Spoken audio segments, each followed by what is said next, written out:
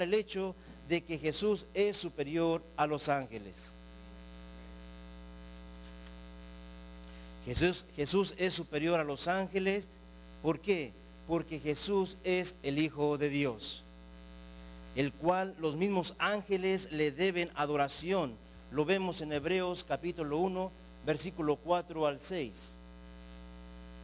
Hecho tanto superior a los ángeles, cuanto heredó más excelente nombre que ellos. Porque ¿a cuál de los ángeles dijo Dios jamás: mi hijo eres tú, yo te he engendrado hoy? Y otra vez: yo seré a él padre y él me será a mí hijo. Versículo 6.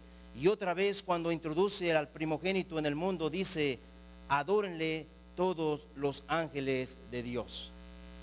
Jesucristo es superior a los ángeles porque Él es el Hijo de Dios, y aún los ángeles le deben adoración. Pero también Jesús es superior a los ángeles porque a Jesús se le ha asignado un reino. Y en el mundo venidero nos dice el escritor de la carta a los Hebreos de que todas las cosas le serán sujetas a Jesucristo. Nos lo dice en Hebreos 2, del 5 al 9. Porque no sujetó a los ángeles al mundo venidero acerca del cual estamos hablando. Pero alguien testificó en cierto lugar, y aquí nos cita el Salmo 8 del 4 al 6, diciendo: ¿qué es el hombre para que te acuerdes de él? ¿O el hijo del hombre para que le visites? Hablando del ser humano. Versículo 7, le hiciste un poco menor que los ángeles, le coronaste de gloria y de honra, y le pusiste sobre las obras de tus manos.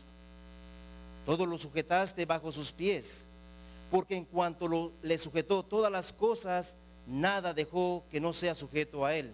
Hablando del hombre y de la autoridad que Dios le ha dado al hombre sobre la creación. Pero todavía no vemos que todas las cosas le sean sujetas. Ahora notemos en el versículo 9. Pero vemos a aquel, y ahora está hablando del Señor Jesús, que fue hecho un poco menor que los ángeles, a Jesús, coronado de gloria y de honra a causa del padecimiento de la muerte, para que por la gracia de Dios gustase la muerte por todos. Jesús es superior a los ángeles, y sin embargo, por amor a usted y a mí, Él fue hecho un poco menor que los ángeles. Al encarnarse, al hacerse hombre y estando en su condición de hombre, murió en la cruz, pagó la deuda en la justicia divina. De modo que nosotros vengamos a ser sus hermanos. Y esto es precisamente lo que cita el autor de la carta a los Hebreos, capítulo 2, versículos 10 y 12, citado del Salmo 22. Leamos Hebreos 2, 10 y 12. Porque convenía a aquel por cuya causa son todas las cosas y por quien todas las cosas subsisten, hablando del Señor Jesús, que habiendo de llevar muchos hijos a la gloria, perfeccionase por aflicciones al autor de la salvación de ellos. Porque el que santifica y los que son santificados de uno son todos, por lo cual no se avergüenza de llamarlos hermanos, diciendo, y ahora cita el Salmo 22, versículo 22, anunciaré a mis hermanos tu nombre, en medio de la congregación te alabaré. ¿Quiénes son estos hermanos de Cristo a quienes se refiere el Salmo 22? Son aquellos, mis amados hermanos, que han venido a ser hijos de Dios por medio de la muerte y resurrección de nuestro Señor Jesucristo. San Juan 1:12 nos dice: mas a todos los que le recibieron, a los que creen en su nombre, les dio potestad de ser hechos hijos de Dios. El Señor Jesús es quien pronuncia estas palabras de David, que son mencionadas en la segunda parte del Salmo 22. David no está diciendo allí que los sufrimientos del crucificado no serían en vano, y que lo que sucedió en la cruz habría de ser publicado hasta los confines de la tierra, y de generación en generación para la salvación de muchos. Vayamos al Salmo 22, y con estas cosas en mente, leamos una vez más. Recordemos de que el autor del Salmo es descrito ha descrito con detalles el sufrimiento de Cristo en la cruz. Pero ahora dice en el versículo 22 al 26, leámoslo una vez más. Dice: anunciaré tu nombre a mis hermanos, en medio de la congregación te alabaré. Los que teméis a Jehová, alabadle, glorificadle, descendencia toda de Jacob, y temedle vosotros, descendencia toda de Israel. Porque no menospreció ni abominó la aflicción del afligido, ni de él se escondió su rostro, sino que cuando clamó a él, le oyó. De ti será mi alabanza en la gran congregación, mis votos pagaré delante de los que le temen. Comerán los humildes y serán saciados. Alabarán a Jehová los que le buscan. Vivirá vuestro corazón para siempre. Mis amados hermanos, ¿de qué está hablando el Salmo 22 en esta sección? Primeramente, esta sección se anticipa la expansión del Evangelio. La expansión del Evangelio. Y esto se lleva a cabo en 3 etapas que se van ampliando como círculos concéntricos. Comienza primeramente con el pueblo de Israel. Esta parte del Salmo está estructurado de esta manera. Al pueblo de Israel primeramente es anunciado el Evangelio del versículo 22 al 24. Luego le sigue una gran asamblea que incluye a judíos y a gentiles del versículo 25 al 29. Y finalmente el anuncio se expande hasta alcanzar las futuras generaciones, versículo 30 al 31. Veamos entonces estos círculos concéntricos, comenzando en primer lugar el Evangelio proclamado a los judíos, al pueblo de Israel. Salmo 22, 22 y 23.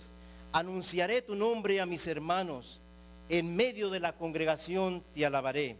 Los que teméis a Jehová, alabadle, glorificadle, descendencia toda de Jacob, y temedle vosotros, descendencia toda de Israel. Aunque todos los creyentes en Cristo son hijos de Dios por adopción y por lo tanto sus hermanos del Señor Jesús, el versículo 23 parece indicar que esta expresión, descendencia toda de Jacob, allí tiene un significado más restringido. Los que teméis a Jehová, alabadle, glorificadle, descendencia toda de Jacob, y temedle todos vosotros, descendencia toda de Israel. Los hermanos de los que Cristo está hablando aquí primordialmente son aquellos judíos convertidos después de su resurrección. Durante su ministerio terrenal, el Señor Jesús dejó claramente establecido un plan de evangelización. Y el primer punto de su agenda era alcanzar a las ovejas perdidas de la casa de Israel. Nos dice Mateo 5:6. A estos 12 envió Jesús y les dio instrucciones diciendo: por caminos de gentiles no vayáis. En otras palabras, es decir, no prediquen en este momento el evangelio a las personas no judías. Y en ciudades samaritanos no entréis, sino id antes a las ovejas perdidas de la casa de Israel. Sí, el evangelio debía de llegar hasta lo último de la tierra, pero debía de ser proclamado primero a los descendientes físicos de Abraham.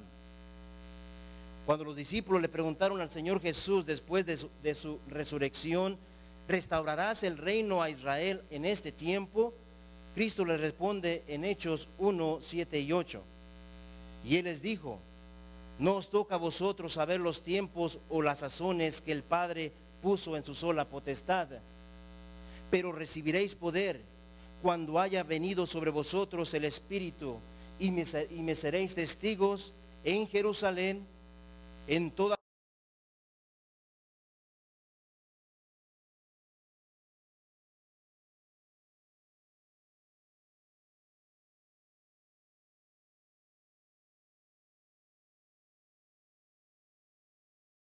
dice Pablo en Romanos 1:16, porque no me avergüenzo del evangelio, porque es poder de Dios para salvación a todo aquel que cree.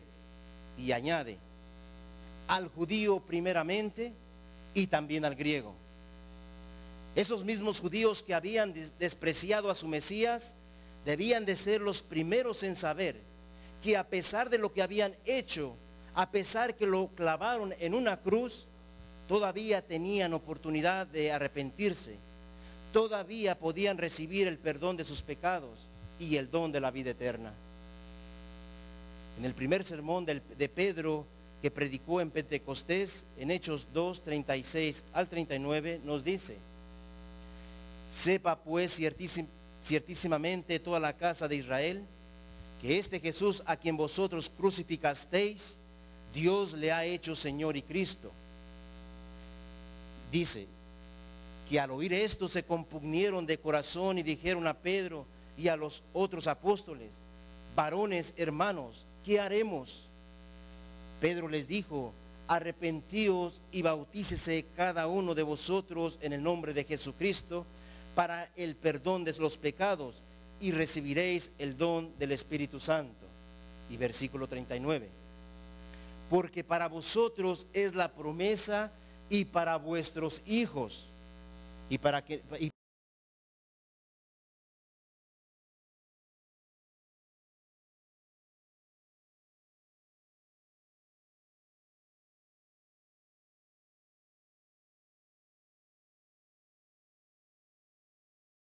físico, los descendientes de Abraham, de ahí cualquiera a quien Dios llamare.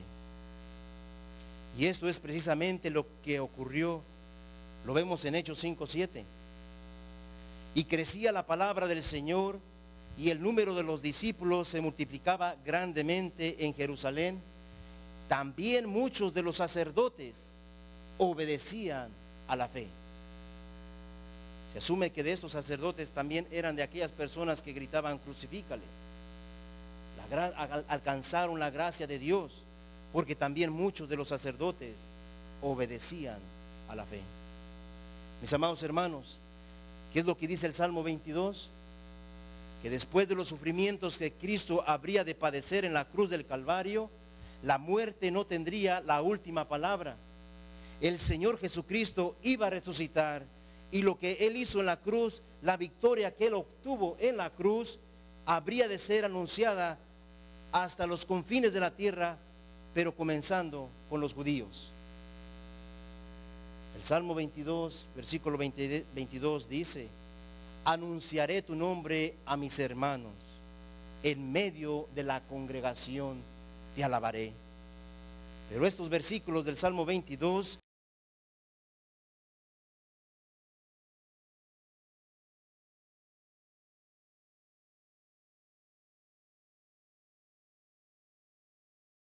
implícitas en esta estrofa del Salmo 22. La primera tiene que ver con la involucración de Jesucristo en la predicación de su evangelio. Notemos una vez más lo que dice el Salmo 22, versículo 22: anunciaré tu nombre a mis hermanos. El Señor Jesús no dice aquí: enviaré a algunos para que anuncien y proclamen tu nombre entre mis hermanos. Es tal su identificación con el mensaje, y es tal su identificación con los mensajeros, que es como si el mismo Cristo lo estuviese anunciando. Dice: yo, dice Cristo, el mismo que sufrió en esa cruz, anunciaré tu nombre a mis hermanos. En el Evangelio de Lucas 10:1 nos dice que después de estas cosas designó el Señor también a otros 70, a quienes envió de 2 en 2 a evangelizar delante de él a toda ciudad y lugar a donde él había de ir. Luego de darles a ellos una perspectiva bastante realista de las dificultades que ellos habrían de encontrar en el cumplimiento de esta misión evangelizadora, el Señor Jesús les dice en el versículo 16: el que a vosotros oye, a mí me oye, y al que a vosotros desecha, a mí me desecha, y el que a mí me desecha, y el que me desecha a mí, desecha al que me envió. Es probable, mi amado amigo, que muchas de las cosas que se predican desde este púlpito domingo tras domingo no te sean molestas. Es probable que algunas de las cosas que hablamos desde este púlpito sean contrarias a tu forma de pensar. Pero entiende algo, que cuando tú desechas de lo que se predica de la palabra de Dios desde este púlpito, tú no estás desechando al predicador, siempre y cuando ese hombre es fiel en trazar, en exponer de lo que la palabra de Dios enseña. Cristo dice en el versículo 16, el que a vosotros oye, a mí me oye, y al que a vosotros desecha, a mí me desecha. Está la involucración de la predicación del Evangelio del Señor Jesús, que Él es, que habla a través de su palabra. No es poca cosa lo que ocurre cuando los ministros del Evangelio, llamados y capacitados por Cristo, predican el Evangelio en el nombre de Cristo. No es poca cosa, mis amados hermanos. Veamos la carta de Romanos capítulo 10, versículos 13 al 17. El apóstol Pablo está allí hablando del Evangelio y acaba de decir en el versículo 13, porque todo aquel que invocar el nombre del Señor será salvo. Pero ahora Pablo se hace una serie de preguntas retóricas. ¿Cómo pues invocarán a aquel en el cual no han creído? ¿Y cómo creerán en aquel de quien no han oído? ¿Y cómo oirán sin haber quien les predique? Hagamos una observación, mis amados hermanos. En el versículo 14, en la segunda pregunta dice, ¿y cómo creerán en aquel de quien no han oído? En otras palabras, ¿cómo creerán de aquel acerca del cual no han oído? Aquí hay una cláusula, una pequeña palabra que se traduce más literalmente al original, y es la palabra, la letra A, en vez de la palabra D. ¿Sí? La segunda pregunta dice del versículo 14, diría de esta manera, ¿y cómo creerán en aquel a quien no han oído? A quien no han oído. Es muy diferente a la pregunta como está al principio. ¿Y cómo creerán en aquel de quien no han oído? Es mejor traducida, ¿y cómo creerán en aquel a quien no han oído? Amén. La implicación es de que Cristo habla en la proclamación del Evangelio. ¿Cuántos de nosotros antes de conocer al Señor Jesús veníamos a la iglesia y nos sentábamos? Escuchábamos de Él. Nuestros hijos, aunque no conocen al Señor, escuchan bastante de Él, mas sin embargo no escuchan a Él. Y aún como hijos de Dios, venimos a la iglesia y escuchamos de Él, pero muchas veces no escuchamos a Él lo que nos está queriendo decir. Por eso Cristo la implicación es de que Cristo habla en la proclamación del Evangelio. Él es el que habla. Por eso la razón el apóstol Pablo continúa diciendo en el versículo 15, ¿y cómo predicarán si no fueran enviados? Como está escrito, cuán hermosos son los pies de los que anuncian la paz, de los que anuncian buenas nuevas.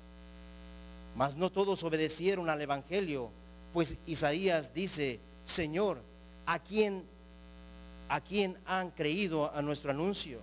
Versículo 17, así que la fe es por el oír y el oír por la palabra de Dios.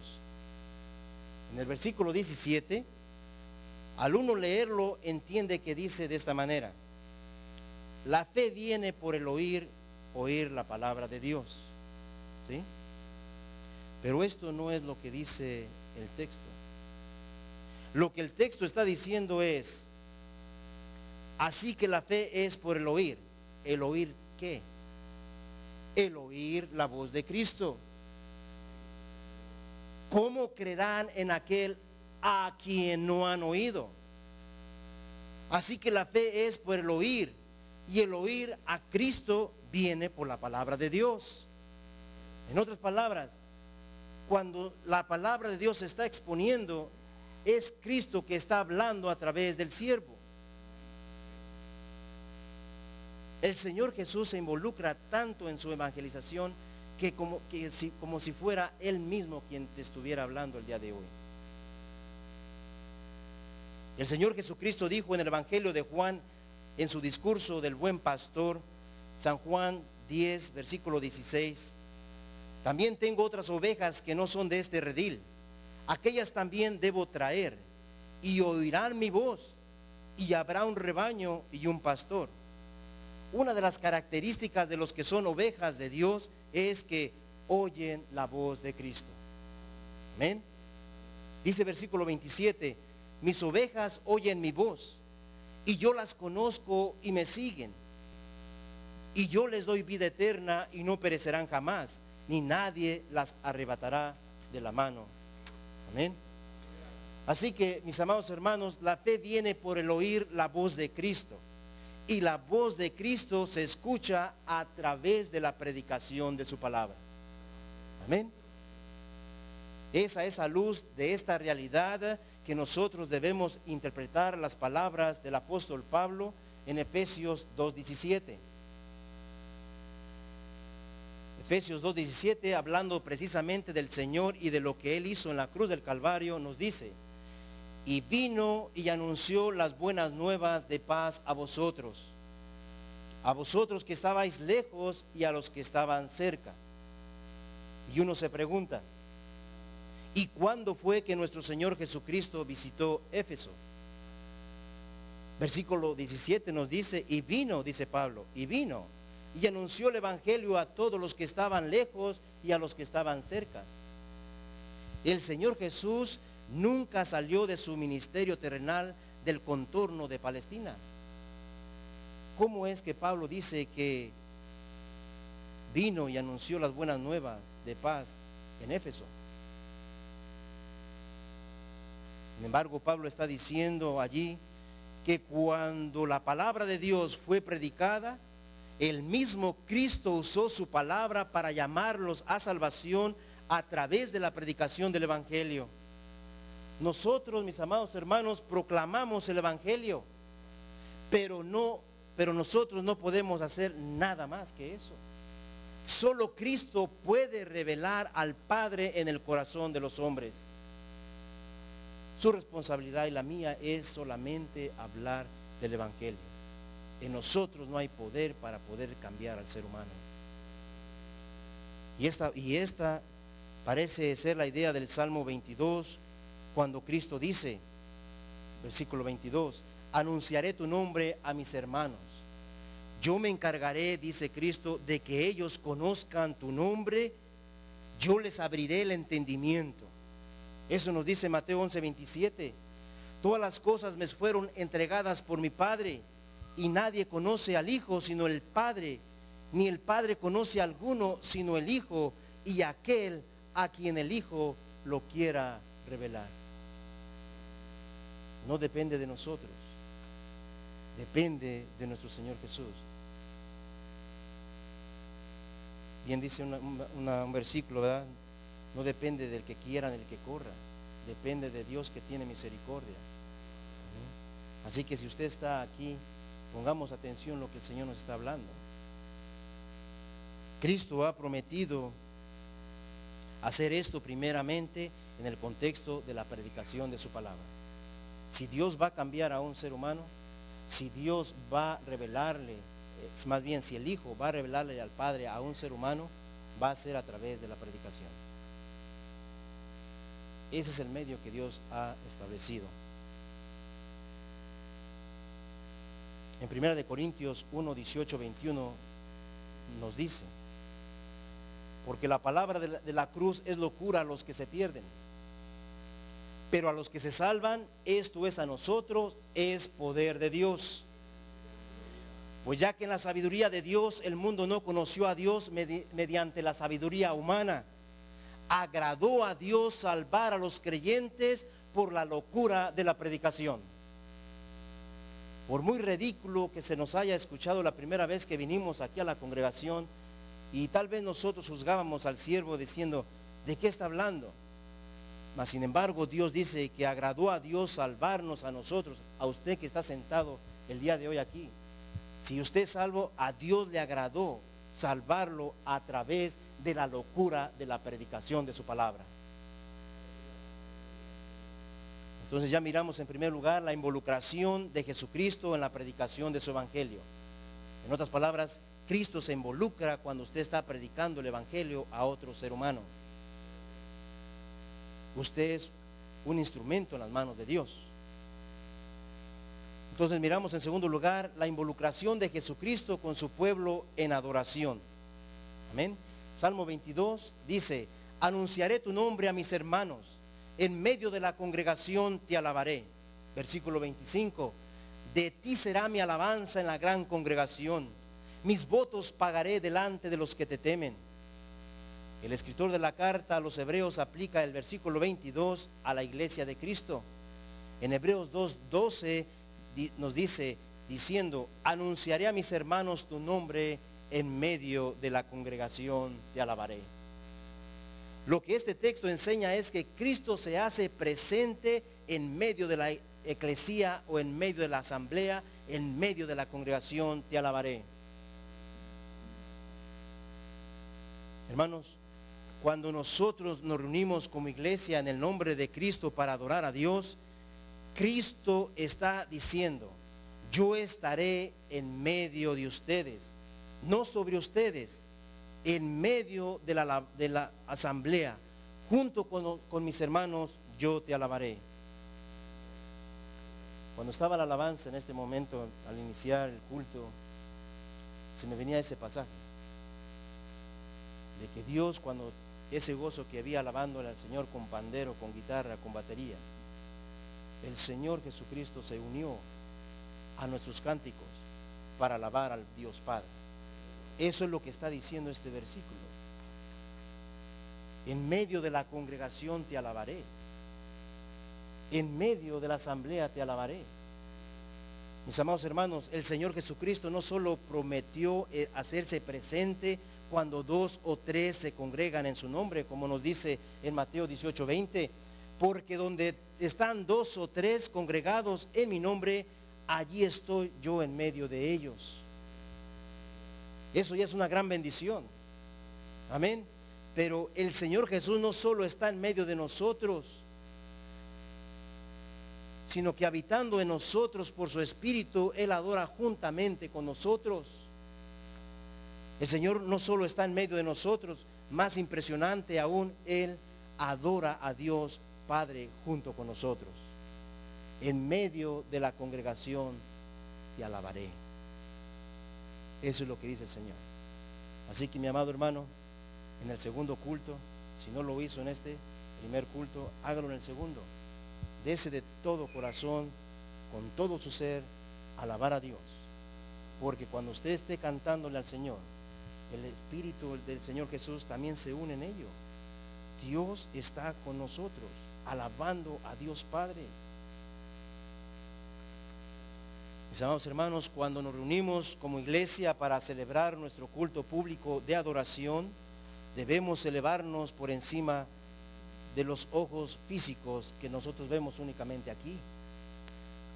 Debemos elevarlos a las realidades espirituales que solo se pueden ver con los ojos de la fe. Tenemos que entender eso, mis amados hermanos, que cuando nosotros estamos alabando a Dios, algo se mueve que nosotros no lo podemos mirar.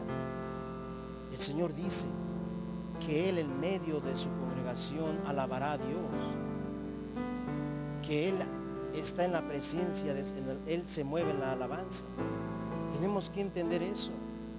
Por eso, mi amado hermano, cuando venga en ese momento de alabar a Dios, como dice la palabra, todo lo que respire, alabe a Jehová. Una de esas realidades espirituales es que el Señor Jesucristo está en medio de nuestro cuando nos congregamos en su nombre. Él nos mueve por su Espíritu que mora en nosotros a cantar alabanzas, y lo que es más impresionante, Él canta alabanzas junto con nosotros cuando de corazón alabamos nuestras alabanzas al Dios vivo y verdadero. Eso es lo que dice el texto. Ya vimos lo que resalta en esta estrofa del Salmo 22. Miramos la involucración de Jesucristo en la predicación del Evangelio, la involucración de Jesucristo con su pueblo en la adoración. Veamos en tercer lugar, otra verdad que se encuentra implícita en este párrafo es el enorme privilegio que Cristo concede a los creyentes, el llamarlos sus hermanos. Este es un gran privilegio, el que Cristo le llame a usted su hermano. Esta es la enseñanza que el escritor a los hebreos quiere dejar en la mente de sus lectores en Hebreos 2, versículos 10 y 12. Dice: porque convenía aquel cuya causa son todas las cosas, hablando de Dios, y por quien todas las cosas subsisten, que habiendo de llevar muchos hijos a la gloria, perfeccionase por aflicciones al autor de la salvación de ellos. Esto es lo que se describe de Cristo en el Salmo 22, las aflicciones del Salvador. Ahora escuchemos el versículo 11. Porque el que santifica y los que son santificados de uno, o sea de Dios, son todos. Cristo es quien santifica, y nosotros que por su obra somos santificados, ahora todos pertenecemos al mismo Dios, por lo cual no se avergüenza de llamarlos hermanos. En el versículo 12 dice, diciendo, y cita el Salmo 22 como lo hubiera dicho Cristo: anunciaré a mis hermanos tu nombre, en medio de la congregación te alabaré. En medio de la congregación te alabaré. Mis amados hermanos, por medio de la obra redentora de Cristo, lo cual incluye esos sufrimientos que David detalla en el Salmo 22, 1000 años antes de su nacimiento del Señor Jesús. Por medio de esa obra redentora, el Señor Jesús nos rescató de esa vana, hueca, tonta, necia manera de vivir. Cristo nos limpió de nuestros pecados con su sangre. Él nos vistió de su justicia perfecta, y por eso, mis amados hermanos, Él no se avergüenza de identificarse con nosotros, llamándonos sus hermanos. Amén.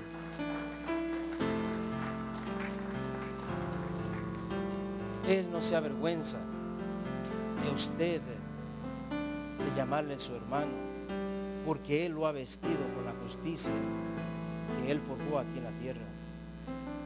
Dios no se avergüenza, mi amado hermano, y Cristo no se avergüenza de usted, de llamarle su hermano.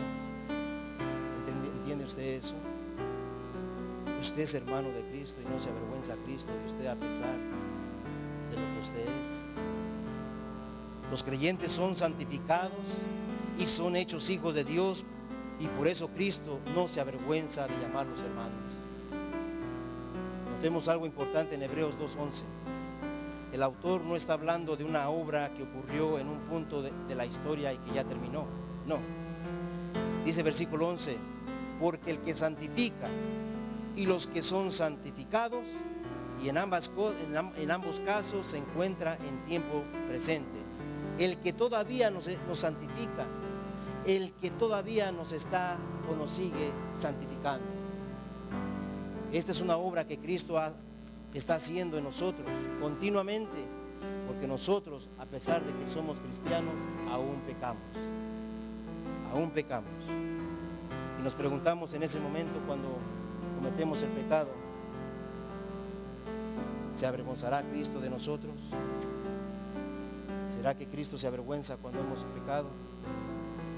Mi amado hermano, si tú has pecado contra Dios, ¿qué dicen las Escrituras? ¿Qué es lo que debes de hacer? Primera de Juan 1:9 nos dice: si confesamos nuestros pecados, Él es fiel y justo para perdonar nuestros pecados y limpiarnos de toda maldad. ¿Tú dices creer en la palabra de Dios? Entonces, cuando tú pecas, ¿qué es lo que haces? ¿Por vergüenza te alejas más de la iglesia y de los hermanos? ¿Te da pena? Qué bueno que te da pena. Qué bueno que tienes ese sentimiento de querer alejarte de la iglesia. Qué bueno que tienes ese sentimiento. Pero nosotros no vamos por ese sentimiento, no vamos por lo que sentimos. Nosotros vamos a creerle a Cristo, a lo que dice en su palabra. Joven, niño, cualquiera de nosotros que haya pecado. No hay necesidad de ir a un confesionario y confesar nuestros pecados a un cura y después seguir pecando. La palabra nos instruye. Por eso la Escritura nos dice que es útil para enseñarnos. ¿Enseñarnos qué? Que cuando tú peques vengas a Cristo a confesar tus pecados. ¿Instruirnos en qué? En poner nuestra conciencia apegada a la palabra de Dios. Si confesamos nuestros pecados, Él es fiel y justo para perdonarnos nuestros pecados y limpiarnos de toda maldad. De toda maldad. Y por eso todavía hoy Él no se avergüenza de llamarnos sus hermanos. Es un manantial de sangre que se abrió en la cruz del Calvario y sigue siendo eficaz hasta el día de hoy, mi amado hermano. El sacrificio que hizo el Señor Jesús en la cruz del Calvario fue aceptado por el Dios Padre, y en garantía de su aceptación nos dice Romanos 1:4 que fue declarado Hijo de Dios con poder, según el Espíritu de santidad, por la resurrección de entre los muertos. Por eso, si confesamos nuestros pecados, Él es fiel y justo para perdonarnos, porque la obra que el Señor Jesús hizo en la cruz del Calvario fue aceptada. Y eso lo vemos, ¿por qué? Porque fue declarado Hijo de Dios según el Espíritu de santidad por la resurrección de entre los muertos. Leamos Salmo 22:31. Vendrán y anunciarán su justicia, a pueblo no nacido aún, anunciarán que Él hizo esto. Que Él hizo esto.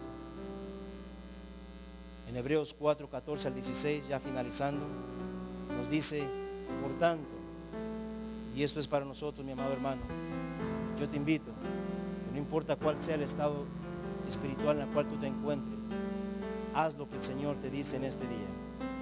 Por tanto, teniendo un gran sumo sacerdote que traspasó los cielos, Jesús el Hijo de Dios, retengamos nuestra profesión. ¿Qué es lo que tú profesas? Ser cristiano.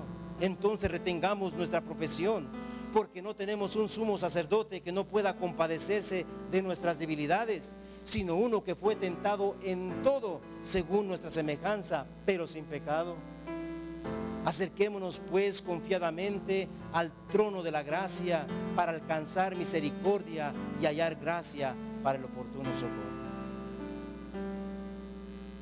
Yo no sé cómo hayas venido tú el día de hoy, pero el Señor te dice, estemos a cuenta, estemos a cuenta. Acerquémonos pues confiadamente al trono de la gracia para alcanzar misericordia y hallar gracia para el oportuno socorro. Este es el momento en el cual Dios te invita a que arreglemos las cuentas con Él antes que Él venga. Y termino con Hebreos 16, 20 y 21. Y al Dios de paz que resucitó de los muertos a nuestro Señor Jesucristo, el gran pastor de las ovejas, por la sangre del pacto eterno, os haga aptos en toda obra buena para que hagáis su voluntad, haciendo Él en vosotros lo que es agradable delante de Él por Jesucristo. A Él, cual sea la gloria por los siglos de los siglos. Amén. Mis amados hermanos, la obra que el Señor hizo está vigente. Está vigente. Te invito a que busques del Señor y pidas misericordia.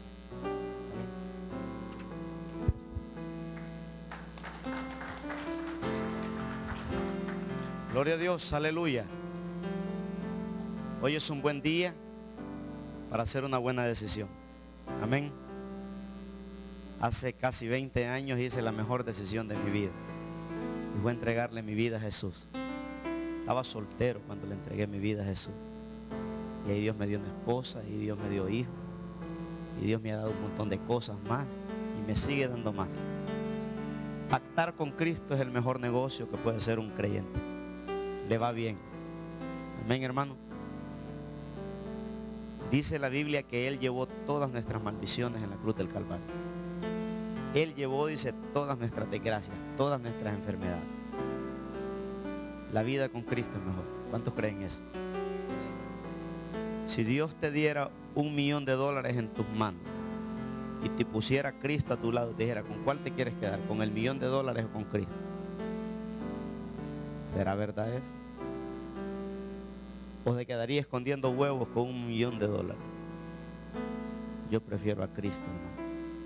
Por eso Salomón dijo, yo quiero a Cristo, dijo. Él pidió sabiduría y Él es la sabiduría. Póngase de pie, hermano. No queremos cerrar este sermón sin guiarlo a hacer una decisión. Yo quiero decirle que usted no está aquí por casualidad en esta tarde. A lo mejor usted no quería venir a la iglesia, pero lo trajeron a la puerta, como me llevaron a mí cuando yo fui a la iglesia la primera vez. A jalones me llevó mi esposa. Siempre como que la mujer se arrastra más al marido, porque como que a los hombres no les gusta venir mucho a la iglesia, ¿verdad? Pero gloria a Dios, por eso Dios hizo a las mujeres. Ahí los trae la mujer como los carros viejos que no quieren empujar, ¿verdad? Pero no fue tu mujer que te trajo, no fue tu amiga, no fue Cristo que te trajo a la iglesia. Para que no te toques fuego en el infierno. Para eso nos trajo el Señor a la iglesia. Yo me hubiera ido al infierno si alguien no me hubiera traído a la iglesia. Pero ahora yo estoy seguro que si la trompeta sonara en este día, el primero que salgo volando soy yo. Espero que usted también. Amén, hermano. Vamos a adorar a Dios con un canto y vamos a hacer un llamado. Yo no sé si usted está luchando con un mal hábito, con un vicio, con una enfermedad. Yo no sé cuál es su situación en esta tarde, pero yo quiero decirle que usted está en el mejor lugar en esta noche. Usted está en el mejor lugar en esta tarde. El lugar más bello del planeta Tierra, donde se encuentra uno con Cristo, donde uno tiene un encuentro personal con Jesús. Hoy es un día de victoria, hoy es un día de alegría y de gozo. La Biblia habla de un día como este, que iban dos hombres por el camino a Emaús. Iban por el camino de la tristeza, iban por el camino de la mala noticia, iban por el camino de la derrota.